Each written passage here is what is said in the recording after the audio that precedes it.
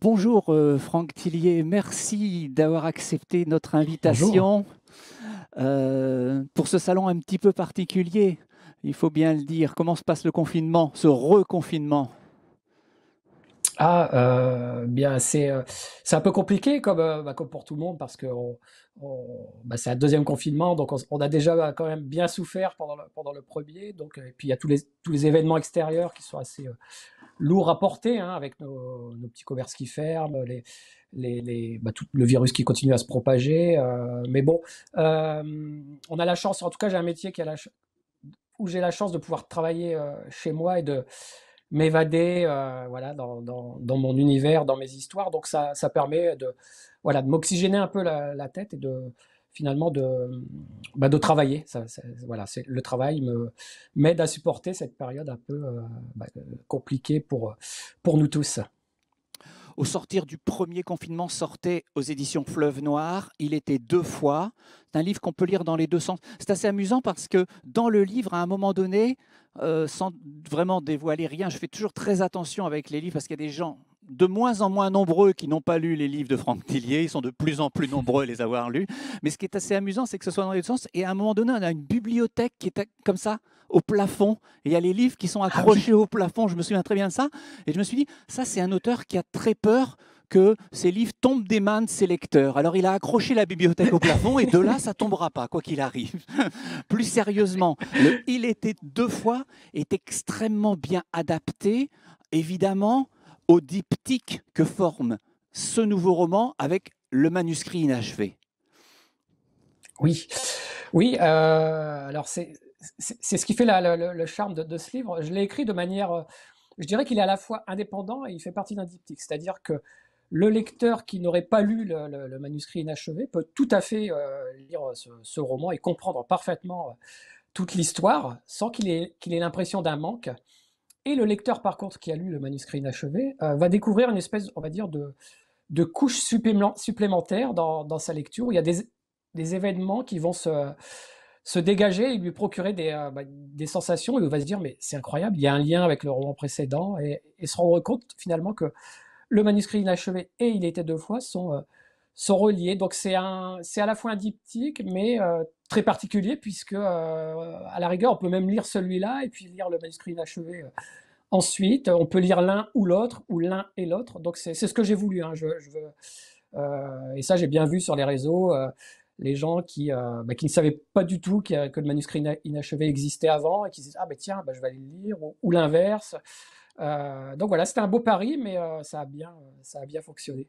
Je me souviens très très bien parce que nous avons eu la chance de nous promener comme ça dans différentes librairies, de questions qui étaient posées à l'occasion du manuscrit inachevé. Je me souviens très très bien. Moi, je répondais surtout à rien et je voulais pas trop abîmer lorsqu'on parlait ensemble. Mais je me souviens très bien de lectrices et de lecteurs qui s'approchaient de vous et qui vous interrogeaient sur des questions qui semblaient traîner encore dans le roman, qui viennent trouver une réponse ici très précise.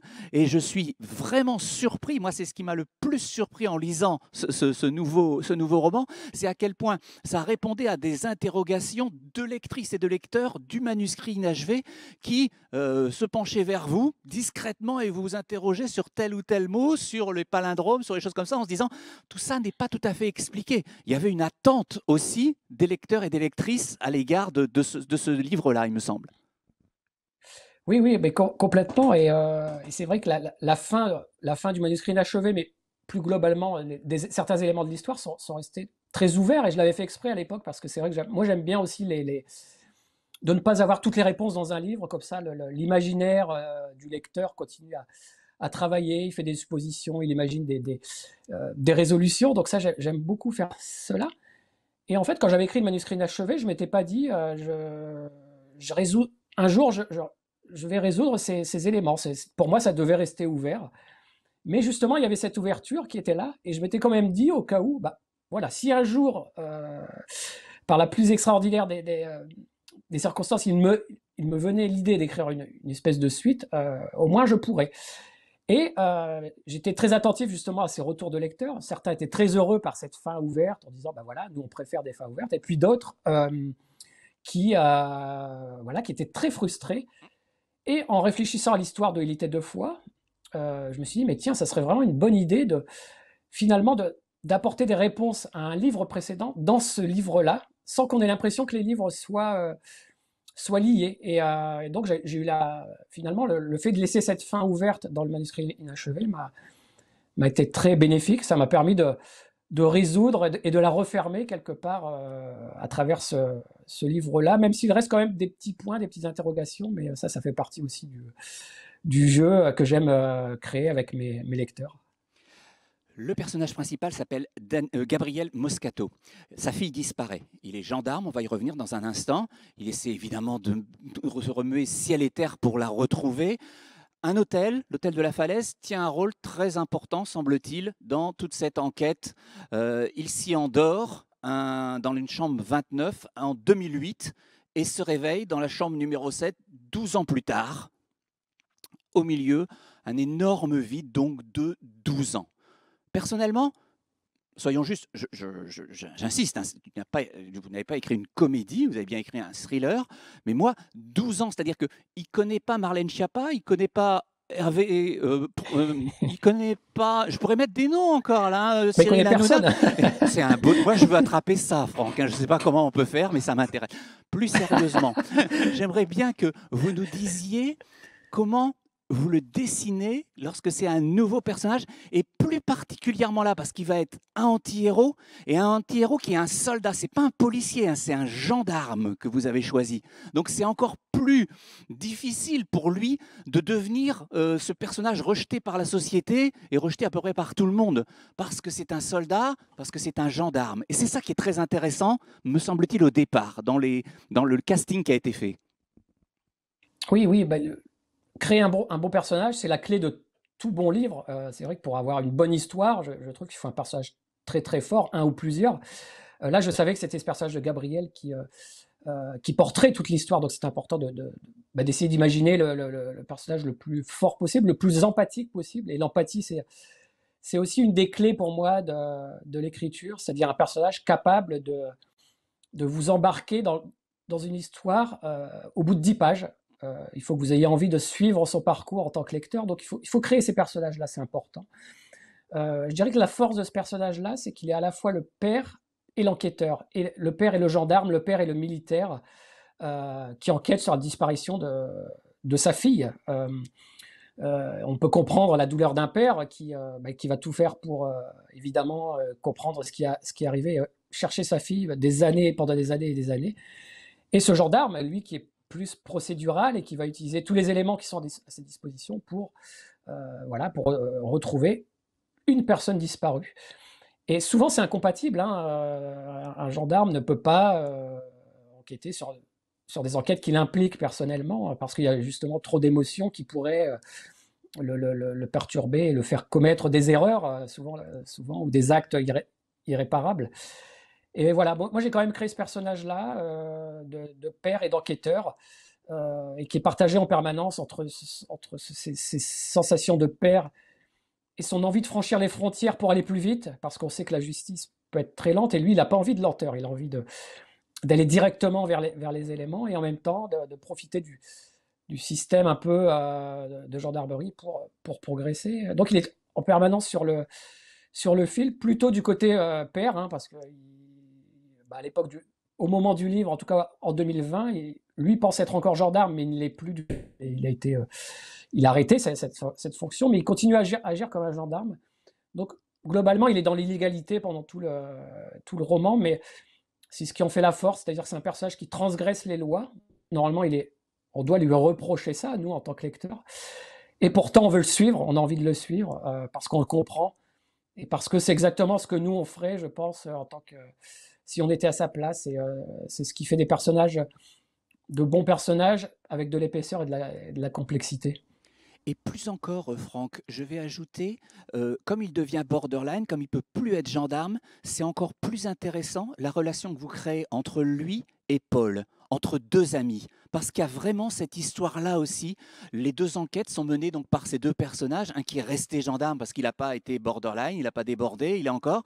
Mais malgré tout, l'autre, c'est son ami. Et c'est son ami pendant tout le roman. Et c'est mis à rude épreuve, l'amitié. Il faut être juste.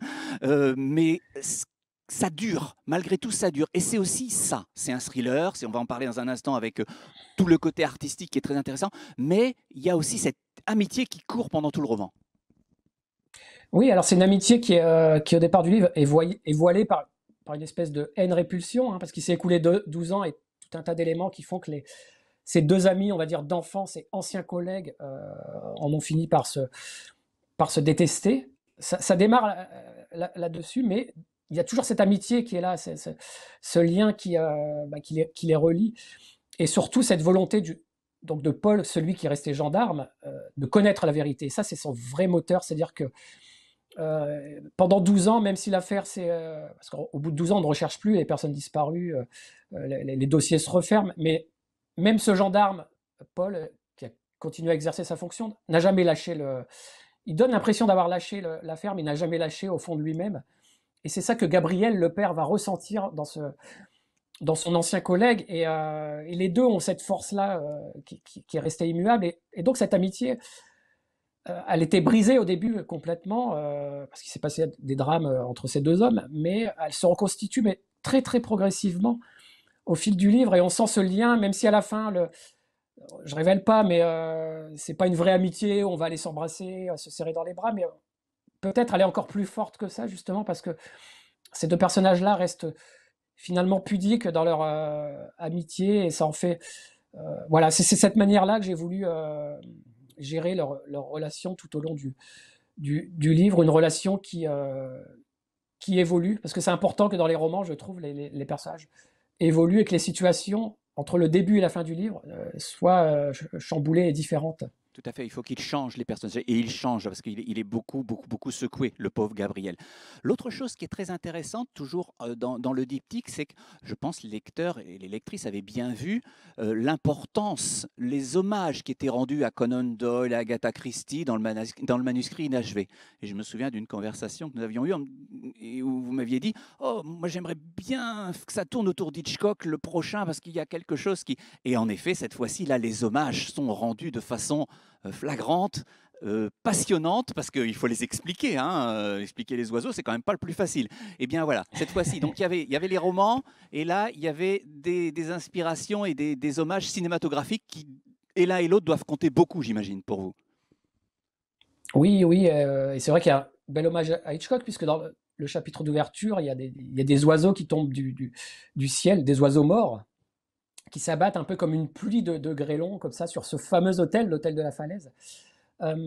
C'est important d'installer une ambiance à la Hitchcock, c'est-à-dire un décor très très oppressant, très particulier, très singulier, dès le début du livre, pour emprisonner le lecteur vraiment dans cette vallée où se déroule le livre, hein, dans cette ville que j'appelle Sagas, qui est elle-même un palindrome, qu'on peut lire à l'endroit, à l'envers. Donc l'ambiance, pour moi, je le dis souvent, mais c'est un des éléments fondamentaux d'un thriller, au même titre qu'un bon personnage. Et cette idée d'hôtel un peu glauque, sordide, et de se réveiller dans ce genre d'endroit, moi, ça m'a toujours... Je me suis toujours dit, pour se réveiller là, dans une vallée, dans une chambre d'hôtel, dont par la fenêtre, on a juste une paroi de falaise, comme ça, en ouvrant la fenêtre, c'est assez... Il faut être au fond du trou pour se réveiller là. Pardon pour tous les hôtels qui sont, qui sont à cet cette endroit-là. mais... Ça ne sera pas facile pour eux pendant un certain temps. Oui, mais j'avais ça en tête vraiment, et ça démarre comme ça, avec une météo pluvieuse, avec une bruine, et puis ces fameux oiseaux qui tombent. Et dès les premières pages, on est effectivement dans cette atmosphère-là où on se dit, ouais, ça va être quelque chose de très très lourd qu'on va vivre. Mais c'est vraiment une des clés pour moi d'un bon thriller. C'est ça, de créer cette ambiance-là. L'autre chose qui est très importante dans le roman, et on va l'évoquer sans dire comment on arrive là, parce que c'est vraiment passionnant, c'est tout le côté art qui va être développé, de Michelangelo Merisi, enfin du Caravage, en passant par d'autres artistes qu'on ne va pas évoquer, mais qui existent pour certains, un musée absolument exceptionnel. C'est de l'assassinat considéré comme l'un des beaux-arts, comme Thomas de Quincey avait écrit, et c'est vraiment ça. Il y a aussi, me semble-t-il, de votre part, une fascination pour ce côté-là, pour regarder ce que l'art a dans sa plastique, dans ses peintures, à voir avec le sang, avec le thriller, la fascination qu'ont ces artistes-là aussi. Oui, oui. C'est démarré. L'intérêt pour l'art que je peux avoir démarre déjà de mon propre métier. C'est-à-dire que l'écriture, c'est un art aussi, puisqu'on crée des œuvres, on crée alors bonnes ou mauvaises, hein, mais on crée en tout cas de la matière, des œuvres, et de se dire pourquoi on crée, pourquoi ce besoin d'écrire, de créer, et plus particulièrement quand on écrit du thriller, pourquoi faire ce choix-là de dépeindre des idées plutôt sombres ou des facettes les plus noires de notre société avec des gens qui franchissent des frontières. Et donc ça m'a paru intéressant, j'avais déjà commencé à en parler dans le manuscrit inachevé, en restant sur l'écriture, sur le pourquoi de l'écriture.